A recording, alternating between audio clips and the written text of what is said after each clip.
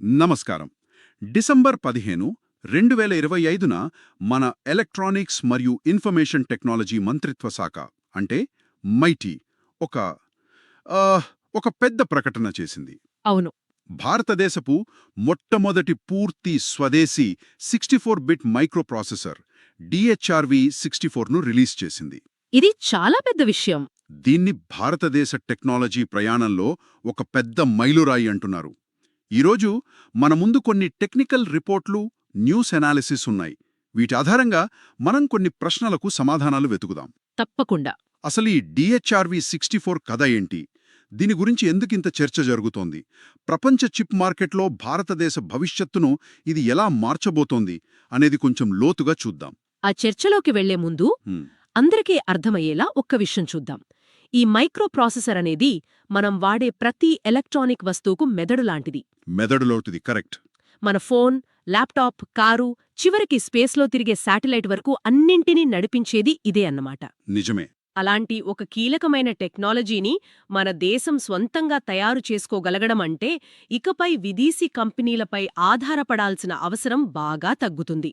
ఇది మన డిజిటల్ ఎకానమీకి, దేశ భద్రతకు చాలా కీలకం. కరెక్ట్.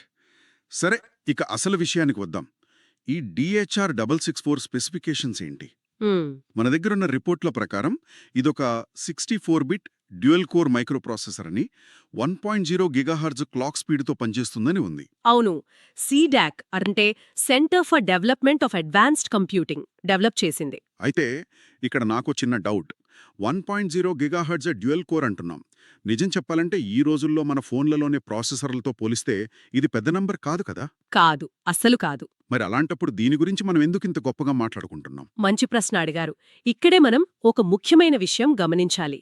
DHR-664 లక్ష్యం మన స్మార్ట్ ఫోన్ లేదా ల్యాప్టాప్లలో వాడే ప్రాసెసర్లతో వేగంలో పోటీ పడటం కాదు. ఓకే. వాటి పని వేరు, దీని పని వేరు. దీని అత్యంత వేగం కోసం కాకుండా విశ్వసనీయత, భద్రత మరియు స్థిరత్వం అంటే రిలయబిలిటీ ఎక్కడైతే ముఖ్యమో అక్కడ వాడటానికి డిజైన్ చేశారు. ఉదాహరణకు 24/7 పనిచేయాల్సిన 5G టెలికాం టవర్లు, ఫ్యాక్టరీలలోని ఆటోమేషన్ సిస్టమ్స్ వంటివి. అక్కడ వేగం కన్నా ఇటువంటి అంతరాయం లేకుండా ఏళ్ల తరబడి పనిచేయడం ముఖ్యం. ఓకే. అంటే దీని బలం వేగంలో లేదు, నమ్మకంలో ఉందన్నమాట. మరి దీని టెక్నాలజీ గురించి ఇంకాస్త వివరంగా చెప్పగలరా? తప్పకుండా. ఇందులో super scalar execution, out of order processing వంటి కొన్ని టెక్నికల్ పదాలున్నాయి. అవి సింపుల్గా చెప్తే ఏంటి? వాటిని సులభమైన ఉదాహరణలతో చూద్దాం. సూపర్ స్కేలర్ ఎగ్జిక్యూషన్ అంటే ఒక సూపర్ మార్కెట్ కౌంటర్లో ఒకే లైనులో ఉన్న కస్టమర్ల కోసం 2 క్యాషియర్లు పనిచేయడం లాంటిది. పని స్పీడ్ అవుతుంది. అవును, పని రెట్టింపు వేగంతో జరుగుతోంది కదా. ప్రాసెసర్ కూడా ఒకేసారి 1 కంటే ఎక్కువ పనులను ప్రాసెస్ చేస్తుంది, దాంతో వేగం పెరుగుతుంది. రైట్. మరి అవుట్ ఆఫ్ ఆర్డర్ ప్రాసెసింగ్? ఇక అవుట్ ఆఫ్ ఆర్డర్ ప్రాసెసింగ్ అనేది ఒక రెస్టారెంట్లో సమర్థుడైన చెఫ్ లాంటిది. ఆర్డర్లు వచ్చిన క్రమంలోనే వంట చేయాల్సిన రూల్ లేదు. అన్నం ఉడకడానికి టైం పడుతుంటే ఆ గ్యాప్లో కూరగాయలు కోస్తాడు. అంటే ఏ పని ముందు సిద్ధంగా ఉంటే అది పూర్తి చేస్తాడు, టైం వేస్ట్ చేయకుండా. ఎగ్జాక్ట్లీ. దీనివల్ల వంట మొత్తం వేగంగా పూర్తవుతుంది. ప్రాసెసర్ కూడా పనులను అదేవిధంగా పూర్తి చేసి సమయాన్ని ఆదా చేస్తుంది. అనాలజీలు బాగున్నాయి. ఇప్పుడు క్లియర్గా అర్థమైంది. అయితే దీని అసలు బలం వేగంలో కాకుండా వేరే ఎక్కడో ఉందేమో అనిపిస్తోంది. ఇంతకీ దీని వెనకున్న అసలు మ్యాజిక్ ఏంటి? మీరు సరిగ్గా పాయింట్ పట్టుకున్నారు. దీని అసలు బలం, దీని మ్యాజిక్ అంతా దాని నిర్మాణంలో అంటే ఆర్కిటెక్చర్లో ఉంది. DHRV 64ను RISC-V అనే ఒక ఓపెన్ సోర్స్ ఆర్కిటెక్చర్ ఆధారంగా నిర్మించారు. RISC-V. ఓకే. ఇది చాలా కీలకమైన నిర్ణయం. ఒక్క నిమిషం. ఓపెన్ సోర్స్ ఆర్కిటెక్చర్ అంటే ఏంటి?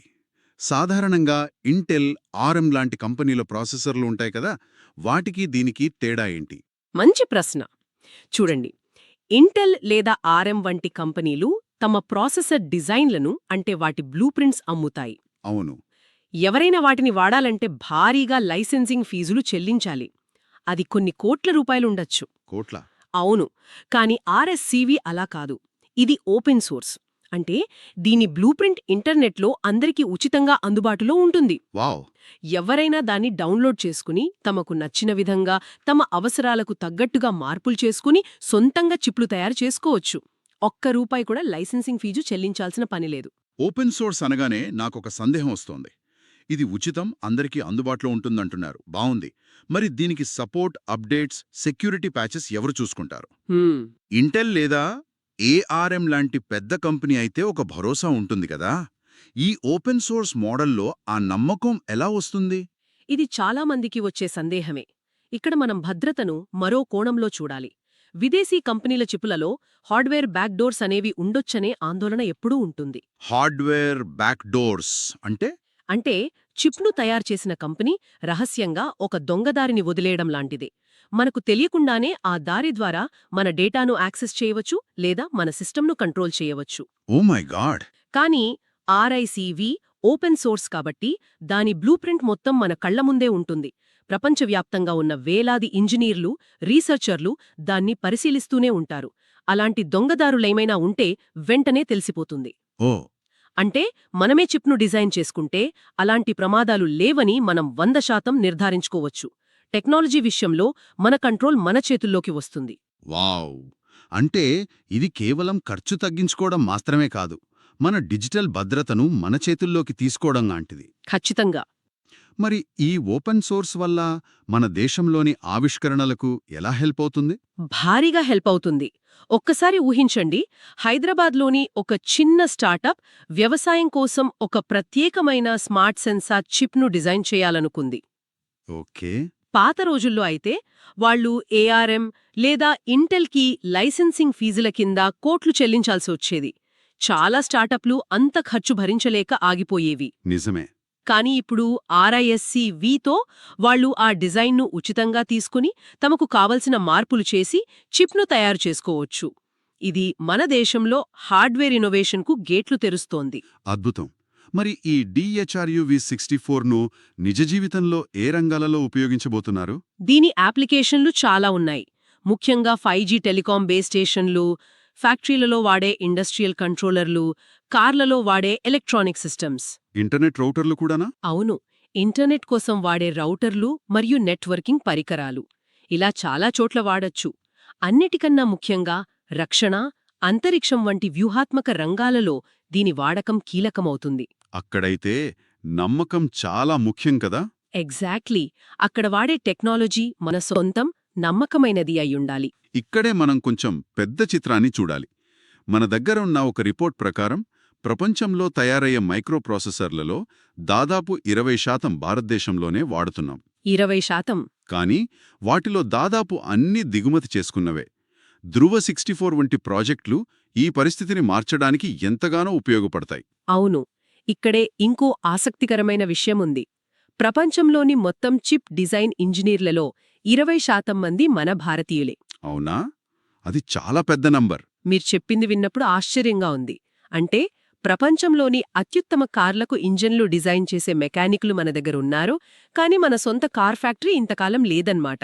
మంచి పోలిక. మన ఇంజనీర్లు ఇప్పుడుదాకా విదేశీ కంపెనీల కోసం పనిచేశారు. ఇప్పుడు DHRUV64 వంటి ప్రాజెక్టులు ఆ ఫ్యాక్టరీకి పునాది రాయిలాంటివి. మన టాలెంట్ను మన దేశం కోసం ఉపయోగించుకోవడానికి ఒక సరైన వేదికను అందిస్తున్నాయి. నిజమే. అయితే ఈ DHRUV64 అనేది రాత్రికి రాత్రి వచ్చిన విజయం కాదు కదా. అస్సలు కాదు. దీని వెనక చాలా ఏళ్ల కృషి ఉంది. భారతదేశపు ఇతర స్వదేశీ ప్రాసెసర్లను కూడా ఒక్కసారి గుర్తు చేసుకుందాం. 2018లో ఐఐటి మద్రాస్ నుండి శక్తి, ఐఐటి బాంబే నుండి అజిత్ వచ్చాయి. అవును, శక్తి, అజిత్. ఇటీవల ఇస్రో వాళ్ల SCL నుండి విక్రమ్ ప్రాసెసర్, అలాగే సీడాక్ నుండే తేజస్ 64 కూడా వచ్చాయి. ఈ ప్రయాణం ఎలా సాగింది? ఇది ఒక స్పష్టమైన పరిణామక్రమం. శక్తి, అజిత్ వంటివి విద్యాసంస్థల నుండి వచ్చిన అద్భుతమైన రీసెర్చ్ ప్రాజెక్టులు. అవి మన దేశంలో చిప్ డిజైన్ చేయగలమనే నమ్మకాన్నిచ్చాయి. అంటే అవి ఒక ఫౌండేషన్ లాంటివి. కరెక్ట్. కాని విక్రమ్, తేజస్, DHUV64 వంటివి ప్రభుత్వ ప్రోత్సాహంతో, నిర్దిష్టమైన లక్ష్యాలతో ఒక ప్రణాళిక ప్రకారం వస్తున్న ప్రాజెక్టులు. అంటే మనం కేవలం ప్రయోగాల దశ నుండి ఇప్పుడు వాణిజ్యపరమైన, వ్యూహాత్మకమైన ఉత్పత్తుల దశకు చేరుకున్నాం. ఆ పరిణామం కనిపిస్తోంది. అవును. ఈ పరిణామం మన సామర్థ్యం ఎలా పెరుగుతుందో చూపిస్తోంది. ప్రభుత్వాన్నారు కదా, DHUV64 వెనుక ప్రభుత్వం పాత్రేంటి? ఏదైనా ప్రత్యేకమైన ప్రోగ్రాముందా? ఖచ్చితంగా ఉంది. దీని వెనుక ఒక పటిష్టమైన ప్రభుత్వ ప్రణాళిక ఉంది. దాని పేరే డిజిటల్ ఇండియా ఆర్ఐఎస్వి లేదా డిఐఆర్వి ప్రోగ్రాం.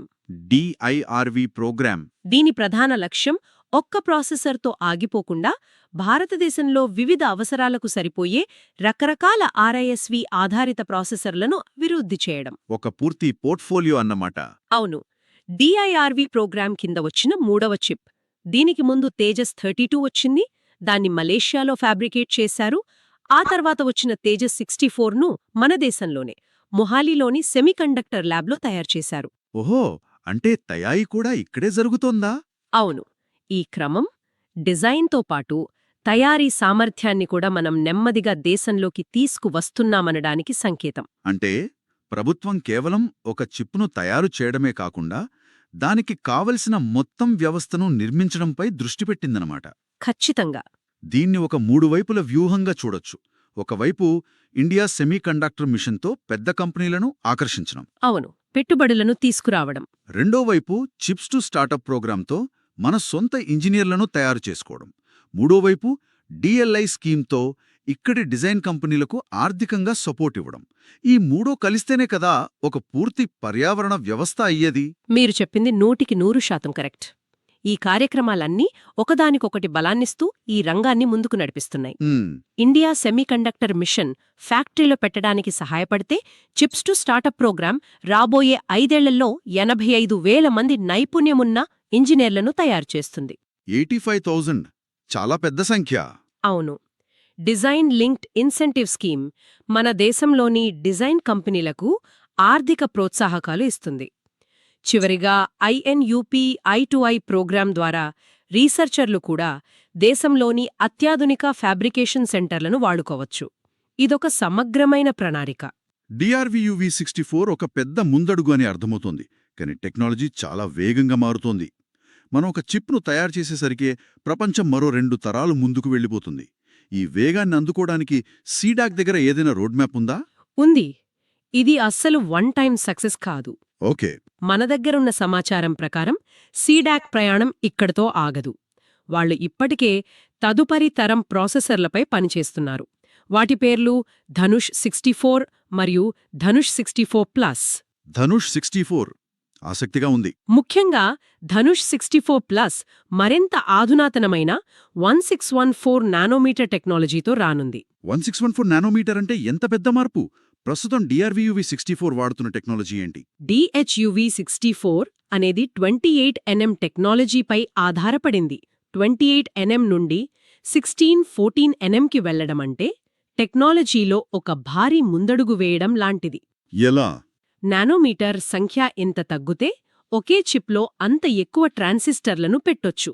దీనివల్ల చిప్ పరిమాణం బాగా తగ్గుతుంది, పనితీరు అద్భుతంగా పెరుగుతుంది మరియు కరెంట్ వినియోగం కూడా చాలా తగ్గుతుంది. ఓ, అంటే పవర్ ఎఫిషియన్సీ పెరుగుతుందన్నమాట.